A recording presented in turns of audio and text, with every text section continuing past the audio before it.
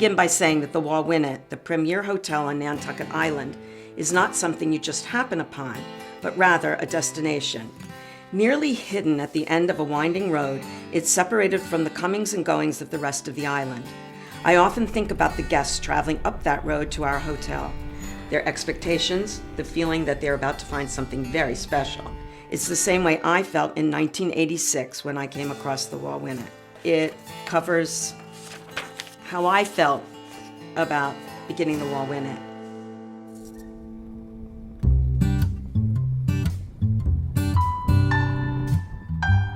Jill and I have, I think, different memories of it, but I think we were flying down here, and our kids were in camp for the summer, and she said, maybe I'll get a store for the summer, maybe a kid's store or something.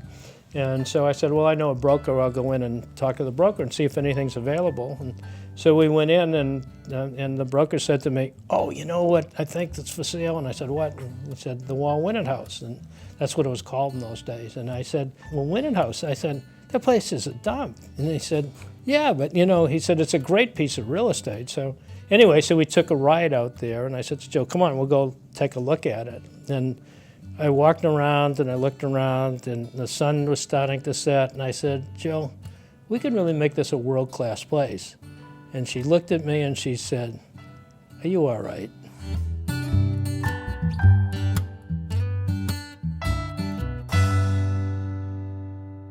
When we first started the rebuilding, I brought my grandmother, who was probably in her late 80s then, and she took a look around and she said, you're going to buy that? I said, no, we bought it. And she said, but there are couches outside. I couldn't imagine what we could do here. I could not imagine. I mean, he has great vision. The first thing you have to do is have a vision for what it could be, and then try to get a handle on what the cost would be to do that. And since it's Nantucket, whatever the costs are, they don't make any sense any more than they make any sense today. One of the things that I underestimated, obviously, the permitting was difficult, but this building had no foundation.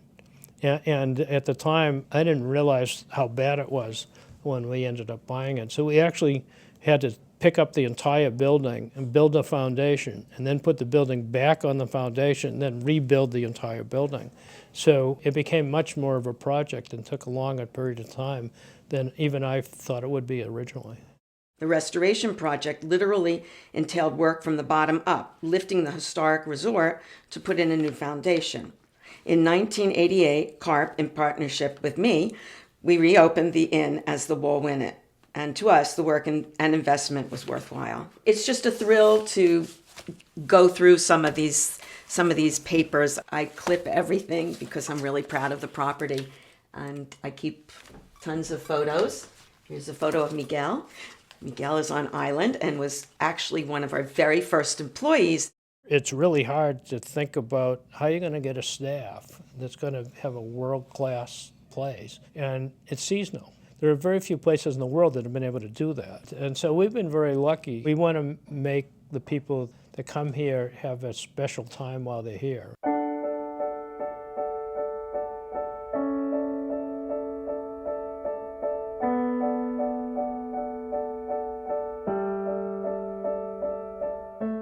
I read the Times every Sunday, and I am sure that I read about this in the New York Times way back in '88 or '89, and it gave it a very good review. And I said, oh, I've got to go there.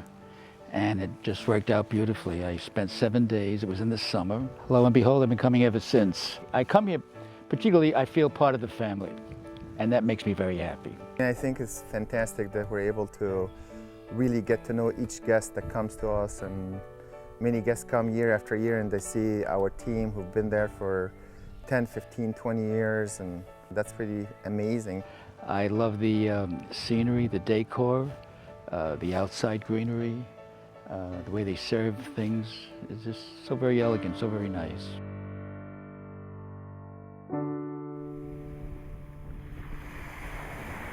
I knew I just wanted it to be a beautiful country inn by the sea. And we were very lucky to have the harbor side, and we have the ocean on the other side. So it's really spectacular. And when we got down to the restaurant, Martin, the designer, and I sat down with a group of people from Steve's office, and we started talking about the concept for the restaurant. And Martin said to me, I saw these beautiful ship's models, and won't that be stunning in this restaurant?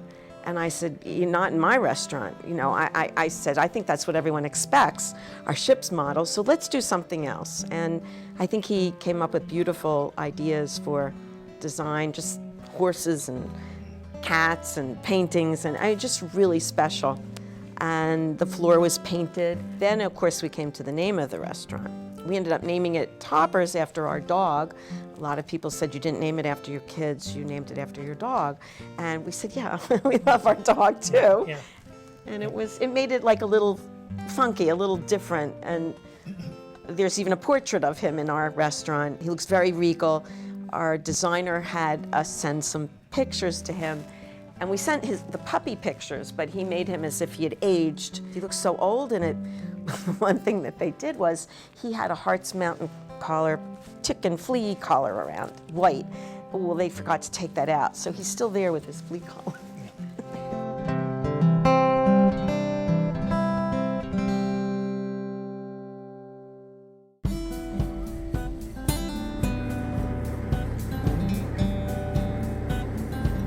The Wauwinet lady actually was an idea that I think Jill had, and a little bit of the history that she studied and everything. There was a catboat called the Lillian, and it used to come from town, and it used to come out here, bring people out here to have a lobster dinner and a clam bake outside, actually. And Jill said, wouldn't it be nice to be able to have a boat that went back and forth? And originally, we started having the boat that came from in town, and then about 2 years ago, we decided that it should go from the White Elephant, because we had people at the Wauwinet saying they'd like to go to the Brand Point Grill for dinner and then come back on the boat, and so we had people actually going both ways. I think that's been kind of special, and I think it was really Jill's idea that we would do something that the Lillian originally did.